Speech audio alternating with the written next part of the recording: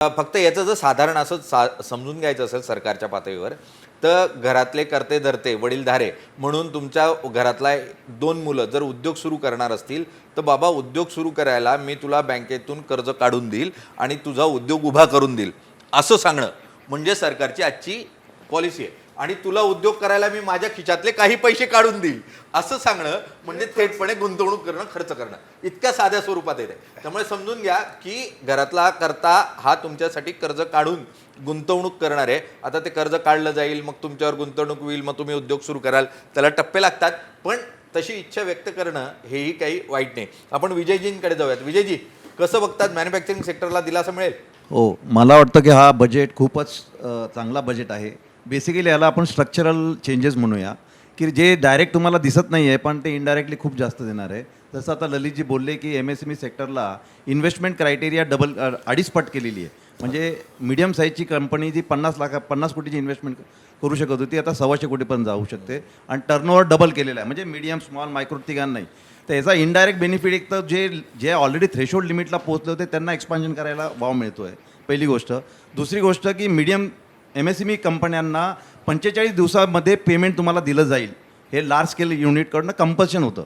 तर आता ह्या लिमिट्स वाढवल्यामुळे हे सगळे लोक त्या ब्रॅकेटमध्ये आरामशीर येऊ शकतात. कारण जे ऑलरेडी काम करत होते, जे ऑलरेडी एक्सपांड झालेले होते, त्या ब्रॅकेटच्या पलीकडे गेल्यानंतर देवर लेफ्ट टू म्हणजे कॉर्पोरेटवरती सोडून दिलं गेलं. तर तो एक मोठा स्ट्रक्चरल चेंज आहे. माझ्या मते हा खूप मोठा स्ट्रक्चरल चेंज आहे, विच विल लीड, म्हणजे इनडायरेक्टली डायरेक्ट दिसत नाही की तुम्हाला हातात पैसे दिलेले आहेत, पण इनडायरेक्टली सपोर्टच केलेला आहे. दुसरा जो आहे तो एक्सपोर्टला मध्ये त्यांनी सांगितलं की भारत नेट ट्रेड, म्हणजे जसं बिल डिस्काउंटिंगचा मीडियम अँड स्मॉल स्केलला एक एक्सचेंज ओपन केलं होतं की बिल डिस्काउंटिंग तुम्ही करू शकता. आणि it was a very good channel. It was available for MSME. So now it will be available for export also. तर मग एक्सपोर्टला तुम्ही एक्सपोर्ट केल्यानंतर बऱ्याच कंट्रीज तुम्हाला क्लीन क्रेडिटवर माल मागतात. तर तुम्हाला हा भारत नेट ट्रेड जर झाला, where banks come and they discount and they option घेतात आणि मग तुम्हाला फंडिंग करतात.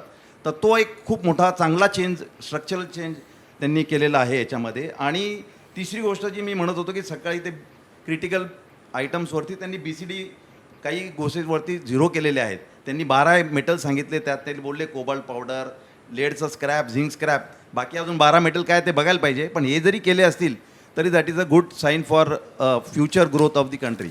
अगदी विजयजी खुश झालेले आहेत कारण ते मेटल सेक्टरमध्ये काम करतात. विजय मुथा 12 मेटल्सवर या ठिकाणी 0 टॅक्स, म्हणजे इम्पोर्ट बेसिकली जो आहे एक्झम्पशन जे ते या ठिकाणी मिळणार आहे. आणि त्यामुळे साहजिक आहे, कारण उद्योगांना कच्चा माल लागतो. कच्चा माल हा जर सहजतेने उपलब्ध झाला तर उद्योग विकसित होऊ शकतात.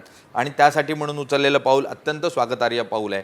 कारण या बजेटमध्ये मुख्यतः खूप नकारात्मक असं काही दिसत नाही आहे की ज्याला असं म्हणावं की नाही हे सरकारने चुकीचा निर्णय घेतला, काहीतरी जास्तीचं लादलंय, अशा स्वरूपाचं कुठे दिसत नाही आहे. अजून एक पॉईंट घेऊ का? एक पॉईंट जो एक महत्त्वाचा पॉईंट त्यांनी जो केलेला आहे, जो आपल्या निर्देशनात येतोय, कारण मला माहिती नाही, पण आता तो एक्झॅक्टली काय की 1 ऑक्टोबर 2018 ते 31 मार्च 2024 पर्यंत ज्या नवीन कंपन्या फॉर्म केल्या जात होत्या त्यांना 15% इन्कम टॅक्स होतं फक्त, म्हणजे 22.5 वगैरे नाही. तो that has been extended up to, ते त्यांनीच लिहिलंय 5 वर्षांनी एक्सटेंड केलंय, म्हणजे 2030 पर्यंत. म्हणजे या नवीन कंपन्या इन्कॉर्पोरेट होतील, ज्यांना स्टार्टअप करायचं आहे त्यांना income tax directly manufacturing okay ना, मग मॅन्युफॅक्चरिंगलाच पाहिजे. तर 15%च फक्त इन्कम टॅक्स राहणार आहे. अगदी व्हेरी गुड साईन. सर्व्हिस सेक्टरमध्ये आपण खूप छान डेव्हलप झालोय, आपल्याला डेव्हलप होण्याची गरज आहे. मॅन्युफॅक्चरिंगला हा खूप मोठा बेनिफिट आहे. अगदी चांगला स्वागतार्ह असा निर्णय आहे. आणि मूलभूत अशा स्वरूपाचा थोडासा एक अर्थसंकल्प मांडण्याचा, संकल्प करण्याचा प्रयत्न या ठिकाणी दिसतोय, जो दूरगामी परिणाम करेल 8 वर्ष 10 वर्षासाठी म्हणून विचार या ठिकाणी होताना पाहायला मिळतो. गांधी साहेब.